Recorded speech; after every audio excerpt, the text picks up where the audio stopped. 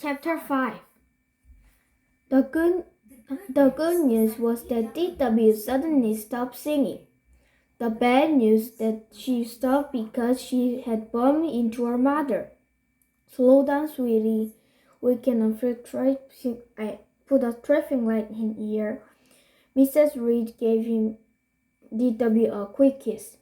Her hands were full of papers. What a day! If I had 2 hands and 4 hands, I'd still be behind. Mrs. Reed was on account. She always got a little frazzled at text time. Mom, Arthur acting a little weird. He brought home a Hey, said Arthur. That's none of your hush, Arthur, said his mother.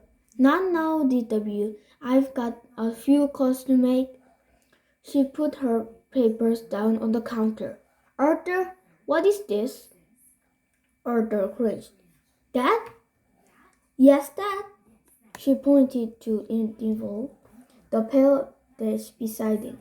On the table. The table? Here? In the kitchen?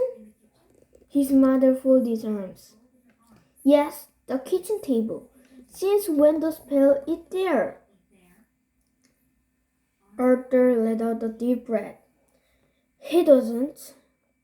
Then why did you leave his dish on the table? She put it down on the floor. Honestly, Arthur, I packed you more careful.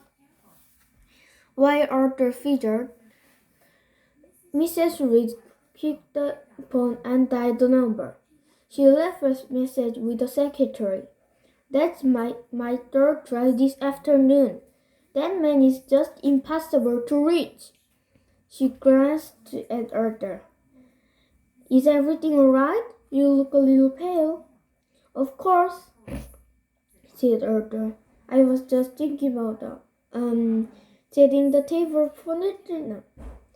He pulled out some fork and knives from a drawer and began placing them in front of each chair. May I call? Said Mr. Reed, under a bundle of letters.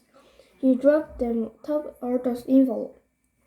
How is everyone today? Dear, you have whipped cream behind your ear. Really? I thought I had cleaned it all up. He scraped the envelope of his finger. I was experimenting with new desserts. Mr. Reed was very busy with his catering business. I hope no one was hurt, said Mrs. Reed. Mr. Reed sighed. Only the paragraph didn't survive. The phone rang. I'll get it, said Mrs. Reed. She picked up the mail and the envelope. She answered the phone. Hello? Oh, hi, Leah. She started to look through the mail. One letter went on the wastebasket. No, I'm not disappointed, did you, Kurt?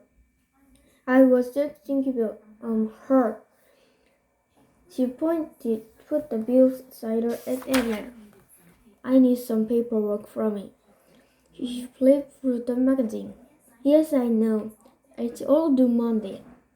Arthur watched his mother and even increasing sense of doom. He edged his way to the door. His mother had reached Mr. Henry's envelope. Suddenly, the water on the stove began bubbling over. Oh, I got to run, said Mrs. Reed. Talk you later, Leah. She hung up the phone and dropped the envelope on the edge of the counter. She turned back to the stove.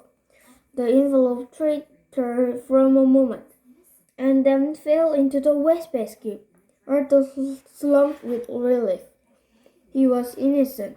He hadn't put the envelope in the trash. Some other hand got it there. It was fate.